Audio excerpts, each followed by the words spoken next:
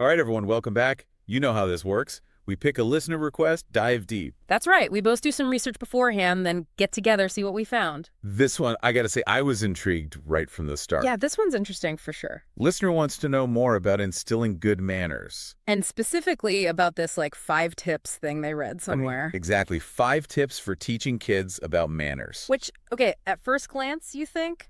Pretty self-explanatory, right? But yeah, be polite, don't be rude. But something about the request made me feel like... There's more to it. Totally. So we dug in, did some reading, and let me tell you, Oh, it gets fascinating. manners are way deeper than I ever realized. Okay, Yeah. so before we get too far into the weeds... Could we do a quick rundown of what these 5 tips actually are? Yeah, let's refresh everyone's memory real quick. Okay, so tip number 1, start early.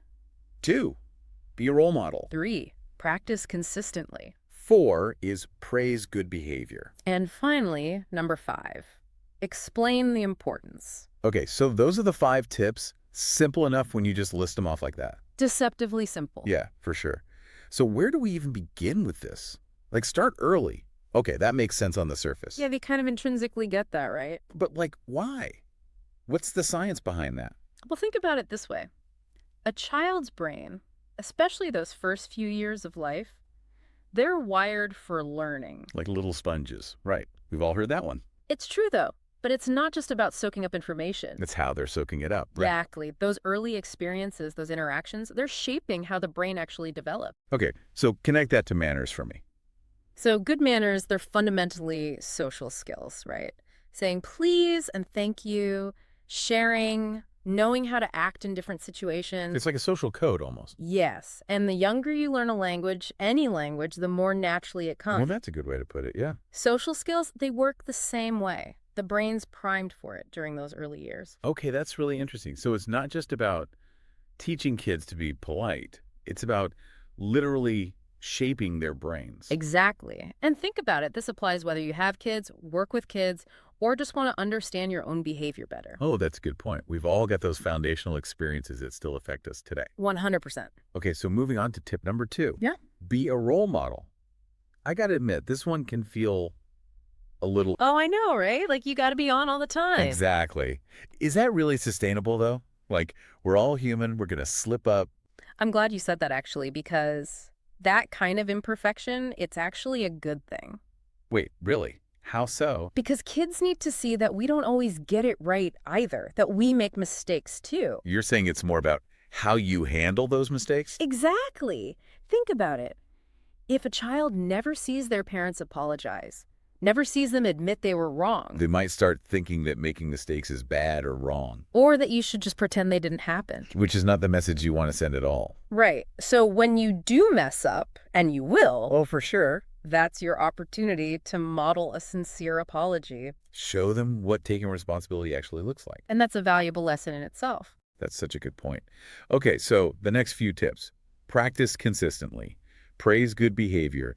Explain the importance. These seem kind of interconnected, right? They are. It's like a little feedback loop of positive reinforcement. Okay, I like that.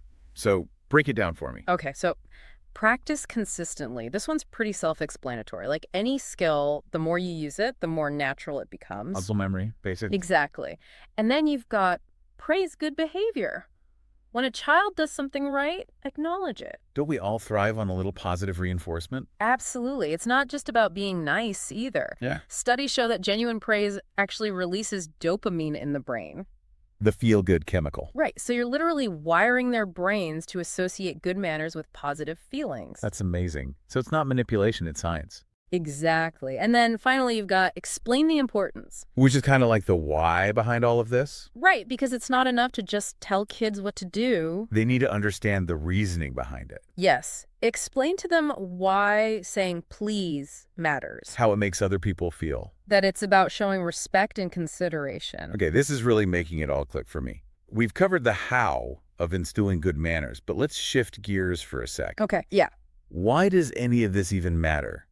Is it just about being polite for politeness' sake? That's a great question, and honestly, one I hadn't really considered before this deep dive. Me neither. It's like you learn these rules growing up, but you don't always question the why behind them. And I think that's where things get really interesting. Because manners, they're not just about following arbitrary rules. It's deeper than that. Exactly. It's about recognizing that our actions have an impact on other people. It's like you were saying earlier, that social code. Right. Good manners, they're a way of showing respect, empathy, consideration. It's like saying, hey, I see you, I value you, and I respect your boundaries. Yes. And that can have a ripple effect on all of your interactions. I'm thinking about, like, even just navigating a crowded space. A little courtesy goes a long way. Absolutely. Or imagine a tense situation at work. Good manners can de-escalate things, build bridges. They're like social lubricant. Perfectly said.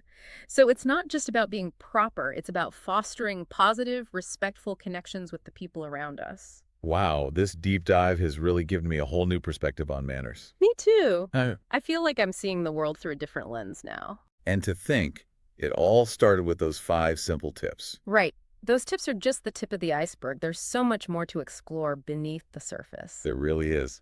Well, on that note, I think we've done our due diligence on this deep dive. Yeah, I'd say so. We've definitely gone deeper than I expected. As always, though, the conversation doesn't end here. Definitely not. In Yeah. fact, here's a thought to leave you with.